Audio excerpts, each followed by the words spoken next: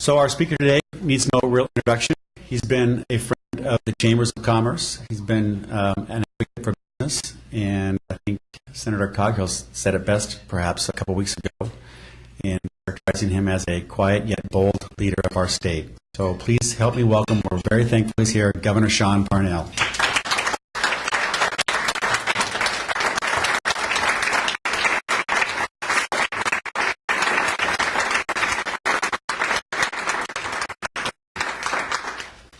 Quiet and bold. I like that. Usually the ones that can get things done. So it's perfect. Thank you and good afternoon, Juneau Chamber. It is great to be with you. It's great to be through a regular session. How about you? Yeah? What is that? I mean, what does that look like? It looks like we have issues narrowed down to just a few. But even more importantly, in this capital city, it is springtime. And that means a change of season, a change of opportunities, and thankfully it means this year and in the next year, maybe 100,000 more visitors coming to Alaska. It means the legislature joined me in funding tourism marketing fully to take full advantage of independent travelers' wishes and desires to be in a great location with their summer travels. So those are some positive things that are happening. I want to also highlight or spotlight an initiative that came from my office. We've been working on this for 3 years. It's a micro loan bill that passed. It provides critical access to capital for entrepreneurs to start up new businesses and also to take care of some inventory needs they might have in the interim season. Say, for instance, if you want to buy crab in the winter and hold it for a while. It helps mariculture business owners and halibut charter fishermen, for example. Lots of opportunity there that was not being utilized or maximized through traditional banks and credit unions. I also want to mention Representative Kathy Munoz for very important legislation that allows municipalities a lot more flexibility in creating tax incentives for land development when it comes to housing. That work that she did will be a big help to Juneau, making more housing available here, and other communities are going to benefit by having more tax flexibility. So I wanted to say a good job to Kathy on that great effort. A couple of other things you should know about as far as the road to Cascade Point. I'm told that 3-mile stretch of Glacier Highway will be open to the public this July. Paving. Yeah.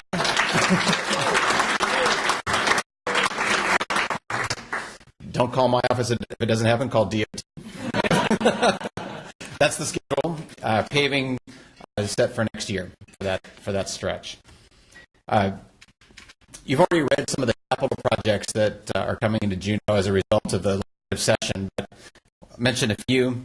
Aurora small boat harbor work, Glacier Highway reconstruction starting out at Fritz Cove Road, UAS dormitories, an infusion of $190,000 to UAS mining workforce development, and of course you've already seen the news on the fish and game building renovation and money for the SLAM. And most of these appropriations are funded from oil and oil production. That steady stream of black gold that fuels our economy here and has for decades and still can for decades to come. And hold that thought till I come back around to oil taxes and how tax reductions lead to new production. From a statewide perspective, you could call this the education session, which I did.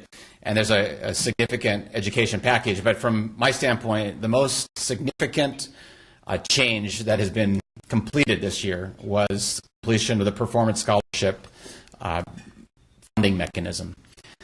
I told you several years ago that if we incentivized greater educational achievement by telling our high school kids, if you take more than the minimums required, if you take more rigorous coursework, you can earn scholarships to Alaska universities and job training programs. That was something that we actually created the criteria for with the legislature in 2010.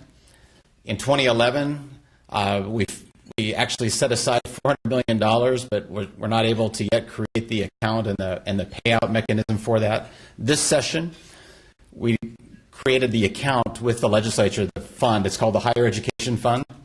That fund will have the $400 million in it and will fund performance scholarships and needs-based grants in the Alaska Advantage program on a sustainable basis for time. So instead of having to dip into the general fund every year in in terms of recurring revenues every year.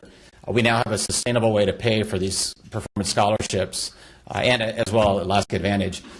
Basically, it was a compromise was reached where 2/3 of the appropriation will go to performance scholarships and 1/3 will go to the Alaska Advantage grants. So Alaska Advantage grants is something we've been paying for already from the general fund, but as part of the mechanism, we now have in place performance scholarships and the method to fund them across time, which will create for you as business owners, it'll give you better educated employees over time so that you can compete better in this global economy.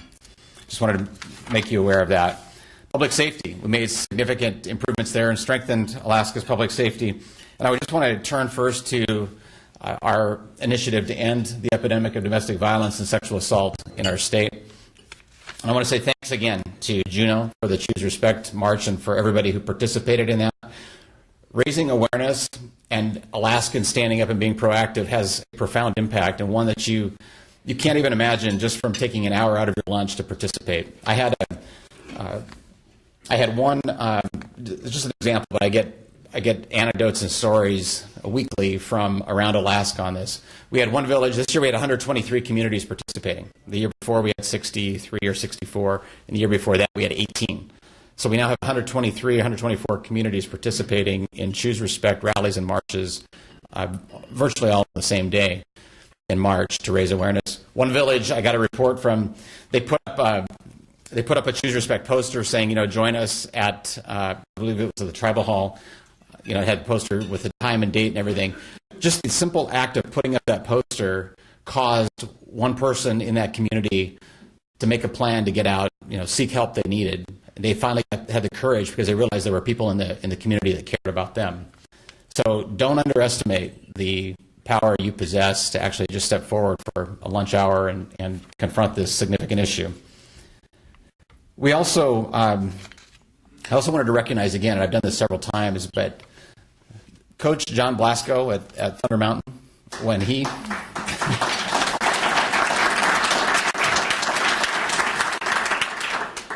took coaching to a new level, and he has taken coaching to a new level, when it became about more than just basketball techniques, when it became about raising and coaching boys to men, basically inculcating or coaching the values that are important in life as well as in playing the game.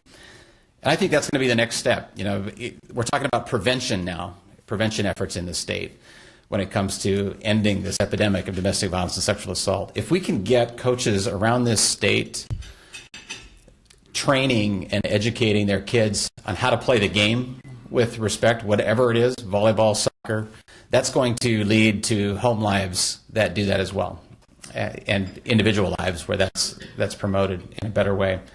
Because coaching has to be about more than winning. We learned that with prosecutors in Ted Stevens' case. It's not about winning. It's about winning well as a society and as an individual. That covers some of our prevention efforts. Better enforcement in the system. I made a promise when I came into office that we were going to fund 15 village public safety officers and the trooper support necessary, because we have still many communities in this state that have no law enforcement presence whatsoever. So you pick up the phone to call for help. You don't get it for 3 to 5 days in some of our communities. I said that has to end. So from about 2007 to today, the number of village public safety officers has doubled from about 46 to 100 now, with trooper support as well. So there are many more communities that actually have a law enforcement presence, and statistically, those communities have lower incidents of assaults and other criminal mayhem because there is a presence in the community of law enforcement. This year, the legislature passed our legislation creating stiffer penalties for criminals who target our state's most vulnerable citizens, our elderly, particularly in the financial world when they take advantage of our elderly citizens. And I called the legislature back to deal with an issue that has been hidden under the surface of our state, and one that I was not as keenly aware of until more recently. That's human trafficking and sex trafficking. It's invisible. This trafficking is invisible to most casual observers. Most of us, I heard one law enforcement person in Anchorage say, we think about prostitution as being the world's oldest profession, that's kind of a nice way of talking about 14 and 15-year-olds who are coerced and are dependent upon their traffickers for money and for drugs that they become dependent upon, that become hooked upon.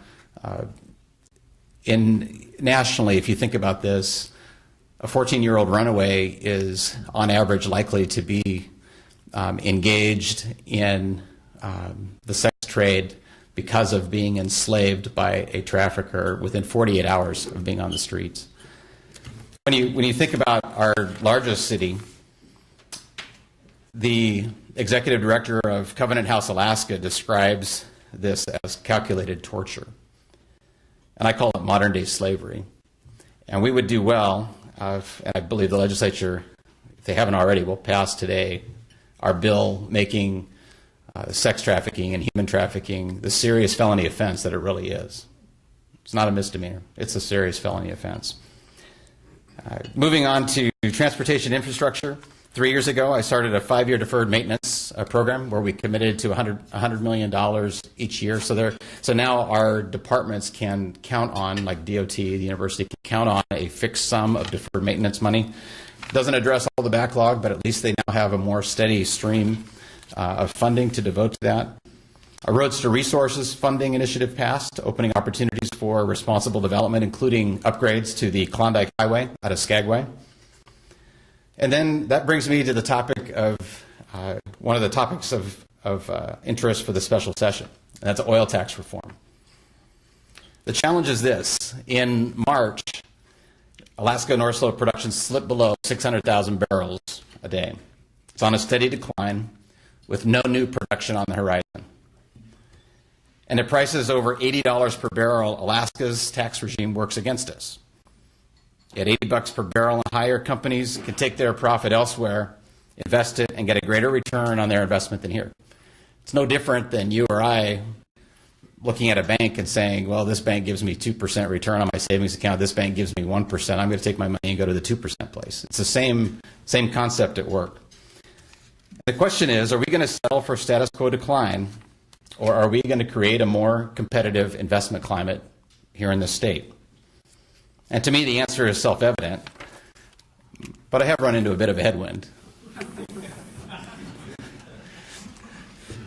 I proposed HB 110 last year. The House took it up. They made changes to it and passed comprehensive tax reform.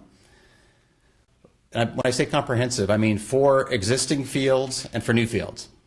The existing fields are the ones like Prudhoe Bay, Kapparik, Alpine, the ones you've heard of that are producing oil right now, but at a declining rate. They also passed legislation incentivizing work in new fields, places where the drill bit has never touched. At the end of this session in 2012, the Senate passed legislation that gives some hope for operators in new fields, not in the existing fields. So that's the difference.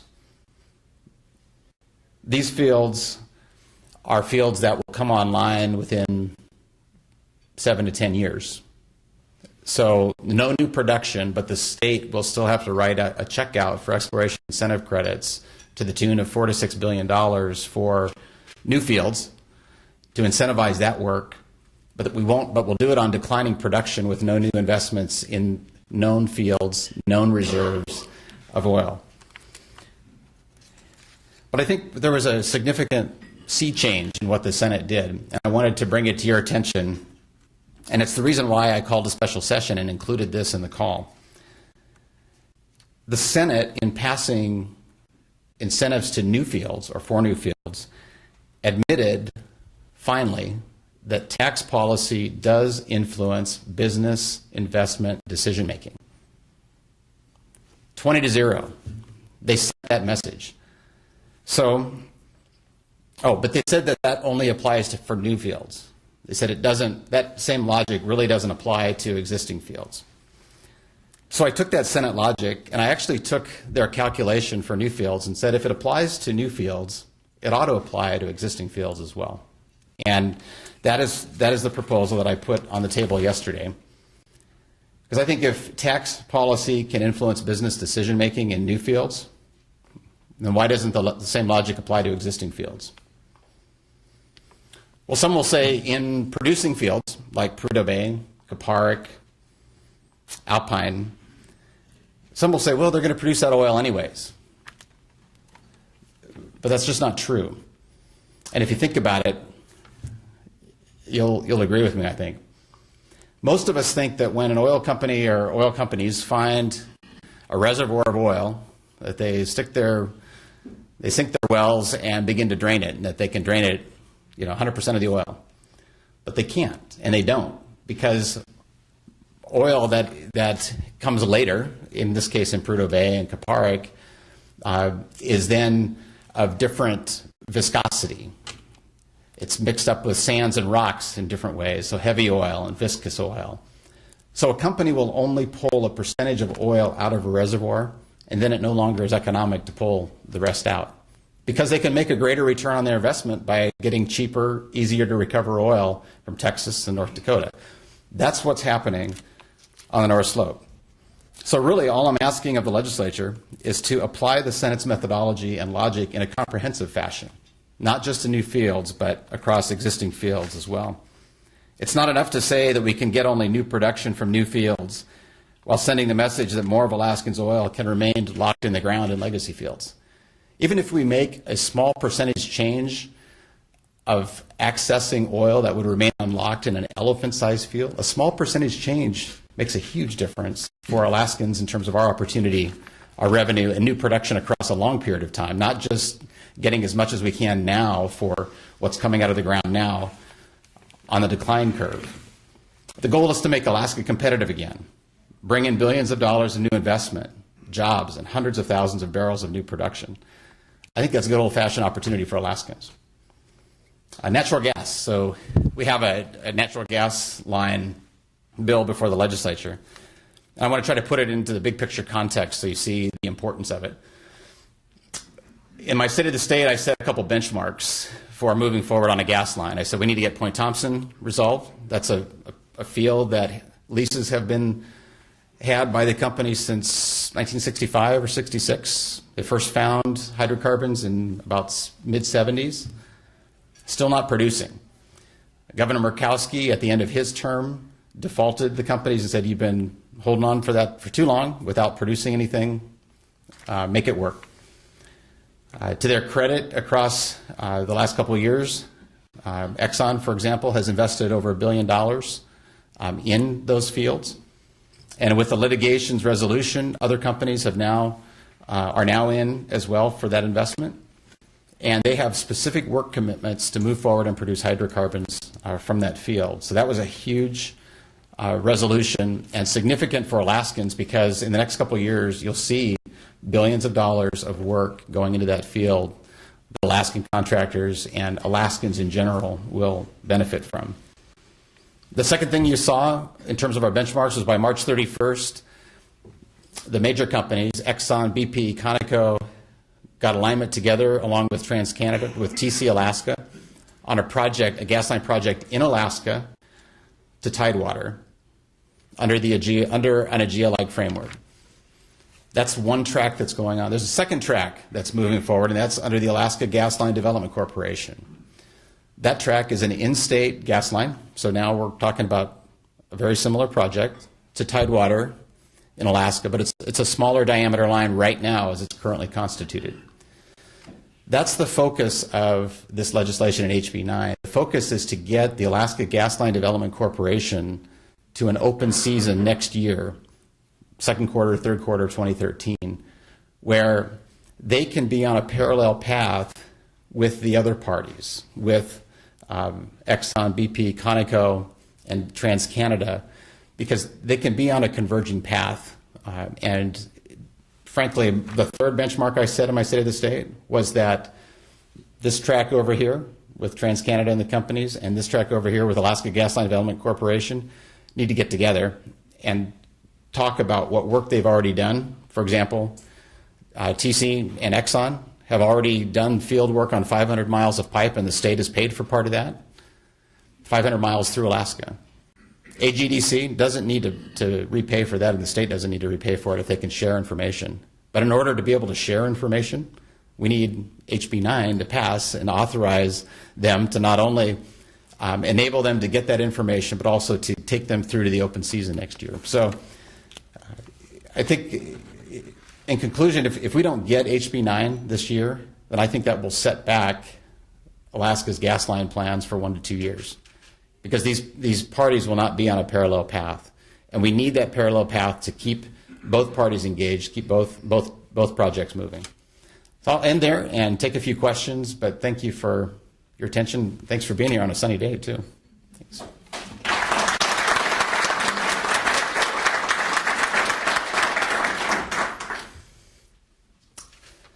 Bill, Commissioner.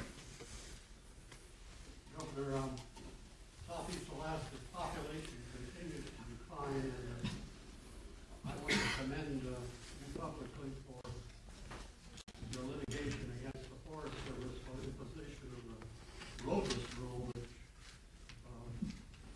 of course precludes entry into and development. It occurs to me that the development of many of Southeast Alaska's hydro projects and perhaps exporting surplus power through British Columbia and the North American grid might be one way to stimulate the economy and reverse the declining population growth in Southeast Alaska. What's your view on that idea? Clearly, I've been supportive of hydropower in Southeast Alaska from Juneau to Sitka to Ketchikan and beyond. But I will continue to look for energy solutions that tie our communities together and that provide opportunity and perhaps cross-border opportunities. So that's something that I would, at this point, would punt to AEA and say, what are the next steps with respect to the integrated resources plan, and what changes do we need to make to that, and what changes should we move forward with to create more opportunities with energy and through hydropower. So I don't have an answer for you beyond that, except to tell you that I've been very supportive of hydropower and will continue to be so. Thank you. Yeah. I'm appreciative of your stance on healthcare and the litigation as far as the way we've taken the other states grouping together and back. We fought that individual mandate at the Supreme Court level, and they've taken that under advisement now. The next step, we'll see. But thanks for your involvement there. You bet. Yes, sir. And Governor, I'm Rick Harris with Sea Alaska. I'd like to actually thank you very much for what you call the micro loan program, House Bill 121. First of all, Commissioner Bell and her team really captured that at the beginning, and it was a slog to get through, but I think we've got a good bill. And for the people that are the beneficiaries of that, it's not a micro loan program at all, it's a macro loan Yes, program. it is. And it is one of the things that will begin to help create jobs in these rural areas. I also wanted to thank you, even though we didn't do anything this year, is your support of the Walter Sobolov Center. That building and the progress on that is moving forward. We're continuing to gain a lot of support and the financing that's necessary to do that. We're actually hoping that construction will begin sometime next spring. And so I just want to thank you, for your recognition of that as a valuable addition to the community of Juneau. You bet. Thank you. Let me take one more, if you've got it. Oh, Kathy? No, yeah. No? Yeah. Okay, go ahead. I just want to know, on the roads to resources, how soon can we start making plans to build a road to the Kensington Gold Mine so we can get hydropower out to them? As soon? No, I better not say that. I'm very supportive of that, and the road to Cascade Point is a step in the right direction. Until we get to a point where, let me just share. I had a note here that I just skipped over. Basically, DOT is in the middle of the draft EIS process. They should have a final done in 2013 and a decision from Federal Highways then. So, I'm tired of waiting on the federal government all the time, but I'm also looking for alternative means to get the job done. And if anybody has any other ideas on how to get the job done that we're not pursuing, let me know, because we'll pursue them. And I also want to say thank you to the Juneau Chamber. Having a gathering of business owners, small, mid-sized Alaska business owners and employees is huge. It's something that you foster and you foster well, And that is where we work together best, because we share an interest in assuring the economic livelihood of our state. If we didn't, we would not have the opportunity for economic growth here. We wouldn't have a place where our kids would actually want to live and reside, and our grandkids too.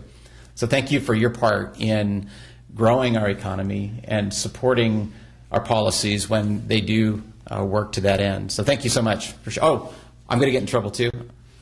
I want to. Yeah, she's gonna blush. But I also want to recognize Sandy, my wife, who's here, and just allow you to give her a warm Juneau welcome as well. Thank you.